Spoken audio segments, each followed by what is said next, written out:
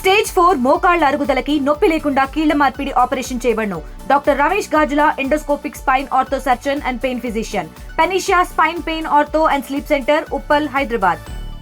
మంత్రి అడ్లూరి లక్ష్మణ్ కుమార్ పై మంత్రి పొన్నం ప్రభాకర్ చేసినటువంటి బాడీ షేమింగ్ కామెంట్స్ అనేది చాలా దుమారాన్ని రేపాయి. ఉమ్మడి కరీంనగర్ జిల్లాకు చెందినటువంటి ముగ్గురు మంత్రులు దీనిలో ఇన్వాల్వ్ అయిపోయారు. ఇప్పటికే వివేక్ సమక్షంలోనే ఇలాంటి వ్యాఖ్యలు చేశారని చెప్పేసి అడ్లూరి లక్ష్మణ్ కుమార్ ఆగ్రహం వ్యక్తం చేశారు. అధిష్టానానికి ఫిర్యాదు చేస్తానని చెప్పి హెచ్చరికలు జారీ చేయడం జరిగింది. మాదిక సామాజిక వర్గం అంటే ఇంత చిన్న చూపా అని చెప్పి ఆయన ఆవేదన వ్యక్తం చేశాడు, ఆగ్రహం వ్యక్తం చేశారు. ఈ క్రమంలో దీనిలో పిసిసి చీఫ్ ఇప్పటికే ఫోన్ చేయడం జరిగింది, మంతనాలు జరిపారు. ఈ సమస్య ఇప్పటికే కుటుంబ సమస్య, ఇది ముగుస్తుంది అని చెప్పి చేసినటువంటి కామెంట్. మరొక వైపు నేను ఎవరిని ఉద్దేశించి ఎలాంటి వ్యాఖ్యలు చేయలేదు, ఇది సోషల్ మీడియా ఇతర పార్టీలకు చెందిన వాళ్ళు చేసినటువంటి కుట్ర అని చెప్పేసి మంత్రి పొన్నం ప్రభాకర్ ఒక క్లారిటీ ఇచ్చే ప్రయత్నం చేశారు. ఏదైనా మనసు నొచ్చుకొని ఉంటే నేను చింతిస్తున్నానని చెప్పి కామెంట్ చేయడం జరిగింది పొన్నం ప్రభాకర్. ఈ క్రమంలో మనం చూస్తున్నాం ఉస్నాబాద్లో మంత్రి కార్యాలయం వద్ద, అలాగే కరీంనగర్లో ఉన్నాం, ప్రస్తుతం మనం కరీంనగర్లో ఉన్న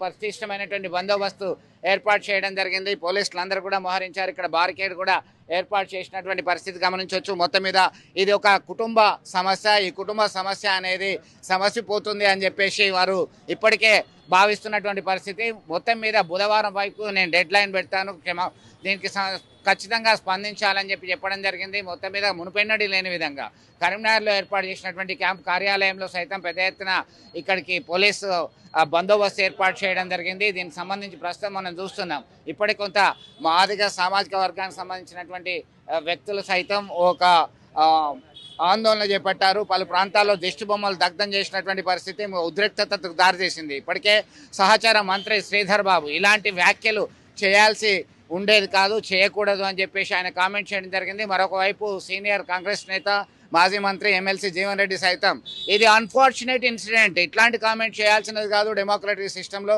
ఒకవేళ చేస్తే ఇది వెనక్కి తీసుకోవాలి అని చెప్పేసి హెచ్చరికలు జారీ చేసినటువంటి పరిస్థితి, దాన్ని ఉపసంహరించుకోవాలని చెప్పి సైతం సూచించడం జరిగింది. మొత్తం మీద ఒక క్యాబినెట్లో ఒక దుమారం రేపింది. ఒకవైపు రాష్ట్ర వ్యవహారాల ఇన్ఛార్జ్ మీనాక్షి నటరాజన్, అలాగే పిసిసి చీఫ్ మహేష్ కుమార్ గౌడ్, ఇతరులు సైతం దీనిలో ఇన్వాల్వ్ కావాల్సినటువంటి పరిస్థితి ఏర్పడింది. దీనిలో భాగంగానే ఒక టెన్సివ్ సిచ్యువేషన్ అయితే ఇటు తలనొప్పిగా మారింది, తలనొప్పి వ్యవహారంగా మారింది. మరొక వైపు దీనికి సంబంధించి కొద్దిసేపటి క్రితమే పొన్నం ప్రభాకర్ ఒక కామెంట్లో స్పష్టంగా ఆయన వైఖరి చెప్పడం జరిగింది. ఆయన చెప్పారు మొత్తం మీద తాను ఎవరిని ఉద్దేశించి చేయలేదు వ్యాఖ్యలు, 30 ఏళ్ళ అనుబంధం దీనికి సంబంధించి ఎవరినైనా నొప్పించి ఉంటే నేను చింతిస్తున్నాను. మంత్రి అడ్లూరి లక్ష్మణ్ కుమార్ గారు నాకు సోదరుల వంటి వారు. కాంగ్రెస్ పార్టీలో మాకు 30 సంవత్సరాలుగా ఉన్న స్నేహబంధం రాజకీయాలకు మించిందే. మా ఇద్దరి మధ్య ఉన్న అనుబంధం, పరస్పర గౌరవం ఎప్పుడు అలాగే కొనసాగింది, ఎవరు విడదయ్యారాంది. నేను ఆయనపై ఎటువంటి వ్యక్తిగత వ్యాఖ్యలు చేయలేదు. అట్టడుగు స్థాయి నుంచి వచ్చిన వ్యక్తిగా, బీసీ వర్గానికి చెందిన నాయకునిగా నాకు ఎవరిపైనా అలాంటి అభిప్రాయం ఉండదు. అయితే రాజకీయ దురుద్దేశంతో కొంతమంది నా వ్యాఖ్యలను వక్రీకరించి వాస్తవానికి భిన్నంగా ప్రచారం చేశారు. దాంతో ఏర్పడిన అపార్థాల వల్ల అన్నలాంటి వారు అయిన అడ్లూరి లక్ష్మణ్ కుమార్ గారి మనసు నొచ్చుకుందని తెలిసి నేను తీవ్రంగా విచారిస్తున్నాను. అడ్లూరి లక్ష్మణ్ కుమార్ గారి మనసు నొచ్చుకుని ఉంటే చింతిస్తున్నాను. కాంగ్రెస్ పార్టీ సిద్ధాంతాలను బలోపేతం చేయడంలో, రాహుల్ గాంధీ గారి నాయకత్వంలో సామాజిక న్యాయ సాధనలో, ప్రజల అభ్యున్నతికై మేమిద్దరము కలిసి పనిచేస్తామని చెప్పేసి స్పష్టంగా ఒక ప్రకటన అయితే వెలువడడం జరిగింది. ఆ ప్రకటనలో ఇప్పటికే పొన్నం ప్రభాకర్ క్లారిటీ ఇచ్చినటువంటి పరిస్థితి మనం ఇప్పుడే స్పష్టం చేస్తున్నాం. కొద్దిసేపటి క్రితమే పొన్నం ప్రభాకర్ విడుదల చేసినటువంటి కామెంట్ మనకు వచ్చేసింది. దీంతో ఇద్దరు మంత్రుల మధ్య జరిగినటువంటి అపార్థాలు ఇప్పటికైనా ఫుల్ స్టాప్ పడుతుందా, ఒక్కసారి మరి ఎంత దూరం వరకు వెళ్తుంది, ఒక సామాజిక కోణంలో ఆలోచించాల్సినటువంటి దుస్థితి అయితే ఏర్పడింది. మొత్తం మీద స్థానిక టౌన్ ఏసీపీ, ఇతర పోలీస్ అధికారులు సైతం ఇక్కడికి వచ్చినటువంటి పరిస్థితి. దీనికి సంబంధించి పోలీస్ అధికారులను ఒకసారి అడిగే ప్రయత్నం చేద్దాం. ఎందుకు వచ్చారు, ఎందుకు అదనపు బలగాలని మోహరించాల్సి వచ్చింది, ఆ పై అధికారులు సూచన ఇచ్చారా ఏంటి అనే దాని మీద ఒకసారి అడిగి తెలుసుకుందాం. మొత్తం మీద ఇలాంటి సిచ్యువేషన్ అయితే ఒక టెన్సివ్ సిచ్యువేషన్కి దారితీసినటువంటి పరిస్థితిని మనం గమనిస్తున్నాం.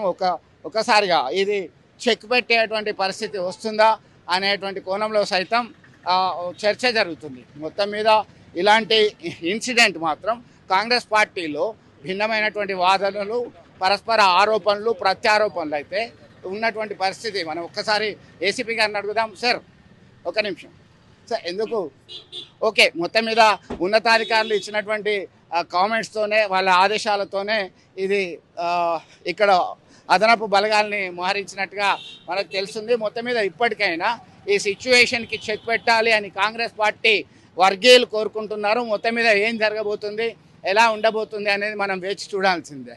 వీడియో జర్నలిస్ట్ సుమంత్తో కలిసి చంద్రశేఖర్, RTV, కరీంనగర్ నుండి. తెలుగులో న్యూస్ కి ఫాస్టెస్ట్ యాప్ ఇప్పుడు టోటలీ న్యూ అవతార్లో జస్ట్ 5 seconds లో కంప్లీట్ న్యూస్. సోషల్ మీడియాలో ట్రెండ్స్ కి one stop solution. Live TV app voice search option తో ఇప్పుడే డౌన్లోడ్ చేయండి లేదా అప్డేట్ అయిపోండి. యాప్ లింక్ డిస్క్రిప్షన్ లో ఉంది.